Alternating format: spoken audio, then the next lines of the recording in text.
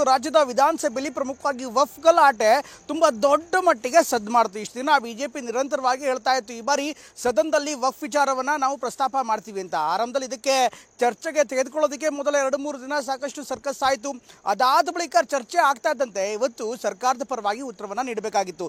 ಈ ಸಂದರ್ಭದಲ್ಲಿ ವಿಪಕ್ಷ ನಾಯಕ ಆರ್ ಅಶೋಕ್ ಹಾಗೂ ಸಚಿವ ಜಮೀರ್ ಅಹಮದ್ ಖಾನ್ ನಡುವೆ ದೊಡ್ಡ ಮಾತಿನ ಚಕಮಕಿ ನಡೆಯಿತು. ಅತ್ತ ಬಿಜೆಪಿ ನಾಯಕರು ನೇರವಾಗಿ ಕಾಂಗ್ರೆಸ್ ಸರ್ಕಾರ ಅನೇಕ ಗುಡಿ ಮಂದಿರ ಮಠಗಳನ್ನು ವಶಕ್ಕೆ ಪಡೆದುಕೊಳ್ತಾ ಇದೆ ಅಂತ ಆರೋಪವನ್ನು ಮಾಡ್ತಾ ಇದ್ದಾರೆ.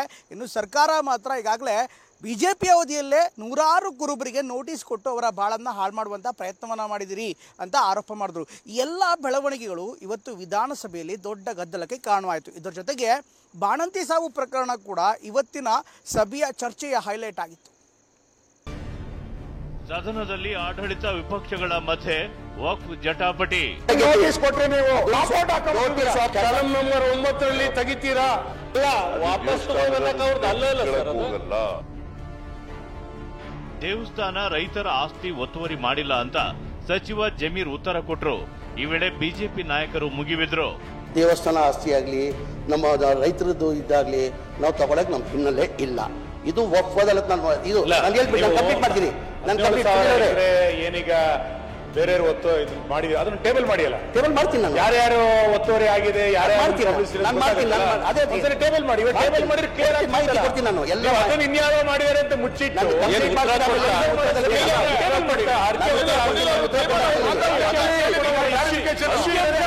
ಹಿನ್ನೆಲೆಯಲ್ಲಿ ವಕ್ಫ್ ವಿಚಾರವಾಗಿ ಜಮೀರ್ ಆರ್ ಅಶೋಕ್ ಮಧ್ಯೆ ಮಾತಿನ ಯುದ್ಧವೇ ನಡೆಯಿತು. ಅದ್ರ ಬಗ್ಗೆ ಡೀಟೇಲ್ ನೋಟಿಸ್ ಕೊಟ್ರೆ ನೀವು ನೋಟಿಸ್ ಕೊಟ್ಟಿದ್ವಿ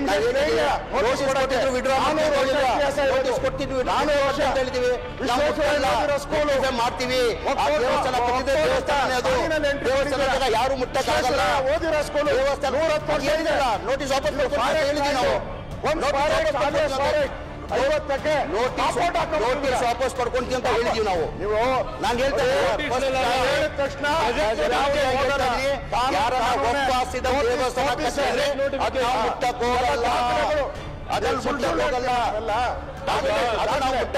ಬಿಜೆಪಿ ಅವ್ರು ಮಾಡಿದ್ರು.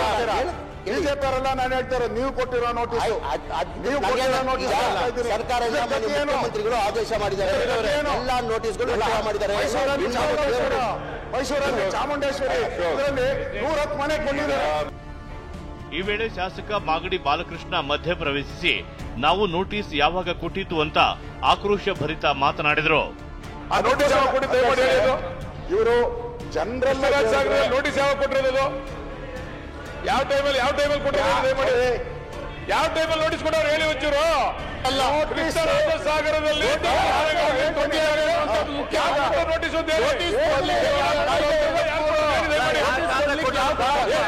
ನೋಟಿಸ್ ಕೊಟ್ಟಿದ್ದಾರೆ.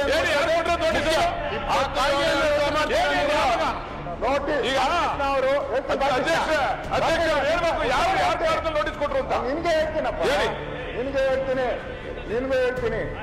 ನೋಟಿಸ್ ನಮ್ಮ ಕಾಲದಲ್ಲೂ ಕೊಟ್ಟಿದ್ದಾರೆ. ಈ ವಿಚಾರಕ್ಕಷ್ಟೇ ನಾವು ಕೇಳ್ತಾ ಇರೋದು. ಈ 100 ಮನೆ ವಿಚಾರಕ್ಕೆ ಯಾರು ಕೊಟ್ಟರು ನೋಟಿಸ್ ದಯಮಾಡಿ ಹೇಳಿ. ಕೊಟ್ಟಿದ್ದಾರೆ. ಕಾನೂನು ಮಾಡಿದ್ದೇ ಕಾಂಗ್ರೆಸ್ ಅಂತ ವಿರೋಧ ಪಕ್ಷದ ನಾಯಕ ಅಶೋಕ್ ಕೌಂಟರ್ ಅಟ್ಯಾಕ್ ಮಾಡಿದ್ರು. ಯಾರು ಕಾಯ್ದೆ ಮಾಡಿದವರು ನೀವು?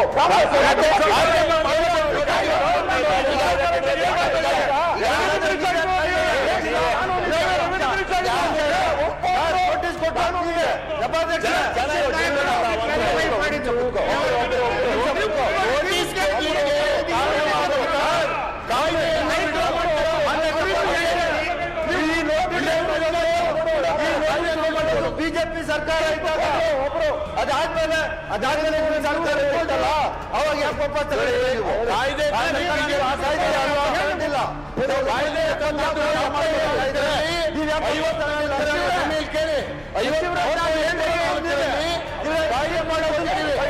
ಆ ಕಾಯ್ದೆ ಪ್ರಕಾರ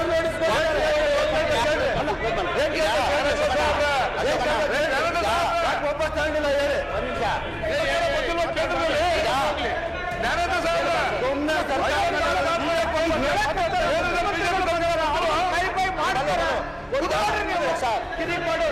ಚರ್ಚೆ ಮಾಡಕತ್ತಿದ್ರ ನಾನ್ ಮೆಸೇಜ್ ಏನು ಹೋಗುತ್ತೆ? ವಿಧಾನಸಭೆ ಕಲಾಪದಲ್ಲಿ ಬಾಣಂತಿಯರ ಸರಣಿ ಸಾವು ಪ್ರಕರಣ ಸದ್ದು ಮಾಡಿದೆ. ಕಲಾಪ ಆರಂಭವಾಗ್ತಿದ್ದಂತೆ ಬಿಜೆಪಿ ಕಾಂಗ್ರೆಸ್ ಸದಸ್ಯರ ಮಧ್ಯೆ ಗಲಾಟೆ ಗದ್ದಲ ನಡೆಯಿತು.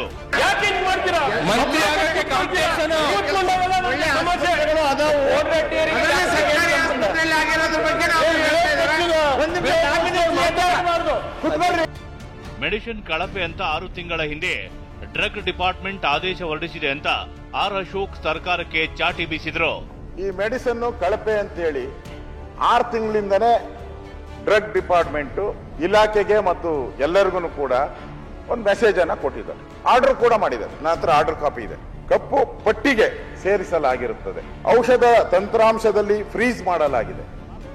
ಇದಿಷ್ಟೇ ಅಲ್ಲ, ಡ್ರಗ್ ಮಾಫಿಯಾ ದಂಧೆಯ ಕರಾಳ ಸತ್ಯವನ್ನ ಆರ್ ಅಶೋಕ್ ಬಿಚ್ಚಿಟ್ರು.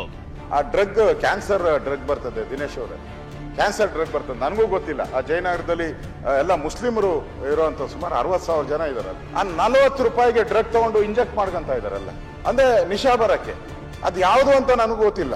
ಇಂಜೆಕ್ಟ್ ಮಾಡ್ಕೊಂತಾರೆ. ಕ್ಯಾನ್ಸರ್ ಡ್ರಗ್ ಅದು. ಸುಳ್ಳು ಹೇಳ್ತಾ ಇದ್ದೀನಿ ಅಂದ್ರೆ ವಿಡಿಯೋ ಬಂದಿದೆ. ತುಮಕೂರಲ್ಲೇ ವಿಡಿಯೋ, ಒಬ್ಬ ಮಹಿಳೆ ವಿಡಿಯೋ ಮಾಡಿದಾಳೆ. ವಿಡಿಯೋ ಮಾಡ್ಬಿಟ್ಟು ದಯವಿಟ್ಟು ನಾನು ಬದುಕಕ್ಕಾಗ್ತಾ ಇಲ್ಲ, ನನ್ನ ಮಗ ದಿನ ನನ್ನ ಚಿತ್ರಹಿಂಸೆಯಿಂದ ಕೊದ್ದು ಸಾಯಿಸ್ತಾ ಇದ್ದಾನೆ, ದಿನ ಈ ಡ್ರಗ್ ತಗೊಂತಾ ಇದ್ದಾನೆ, ನನ್ನ ಬದುಕಿಸಿ. ಕ್ಯಾನ್ಸರ್ ಕೊಡುವಂತ ಡ್ರಗ್ ಹಾದಿ ಬೀದಿಯಲ್ಲಿ ಸಿಗ್ತೈತೆ ಅಂದ್ರೆ ಏನ್ ಇಲಾಖೆ ಸತ್ತಿದ್ಯಾ, ಬದುಕಿದ್ಯಾ? ಯಾಕೆ ರೈಡ್ ಆಗ್ತಾ ಇಲ್ಲ? ಆರ್ ಅಶೋಕ್ ಮಾತಿಗೆ ಆಕ್ಷೇಪ ವ್ಯಕ್ತಪಡಿಸಿದ ಕಾಂಗ್ರೆಸ್ ಶಾಸಕ ಕೋನರೆಡ್ಡಿ, ಸರ್ಕಾರಿ ಆಸ್ಪತ್ರೆಗೆ ಹೋಗಬೇಡಿ ಅಂತ ಸಂದೇಶ ಕೊಡ್ತಿದ್ದೀರಾ ಅಂತ ಕಿಡಿಕಾರಿದ್ರು. ನಾವಿಲ್ಲಿ ವಿಧಾನಸಭೆ ಚರ್ಚೆ ಮಾಡಕತ್ತಿದ್ರ ನಾನ್ ಮೆಸೇಜ್ ಏನು ಹೋಗುತ್ತೆ? ಬಾಳೆ ನೋಡಿ, 1 ನಿಮಿಷ. PHC CHC ತಾಲೂಕು ಆಸ್ಪತ್ರೆ ಸಾಕಷ್ಟು ಡೆವಲಪ್ ಮಾಡಿವಿ. ಇವತ್ತೆಲ್ಲ ಸರ್ಕಾರಿ ಆಸ್ಪತ್ರೆ ಬಗ್ಗೆ ನೆಗೆಟಿವ್ ಮಾತಾಡ್ಕೊತ ಹೋದ್ರೆ ಎಲ್ಲ ಖಾಸಗಿ ದವಾಖಾನೆಗೆ ಹೋಗ್ತಾರೆ. ವಾಸ್ತವಾಂಶ ಹೇಳಿದ್ದಾರೆ.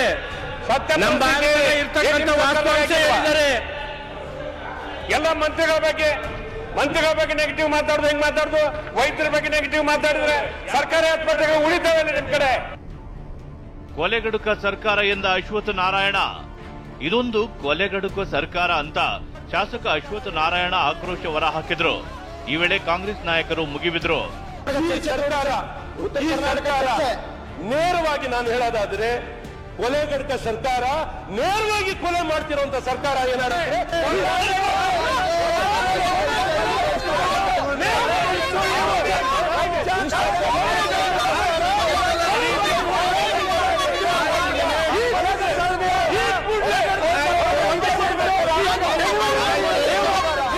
ಚಳಿಗಾಲದ ಅಧಿವೇಶನಕ್ಕೆ ತೆರೆ ಬೀಳೋಕೆ 1 ದಿನವಷ್ಟೇ ಬಾಕಿ ಇದೆ.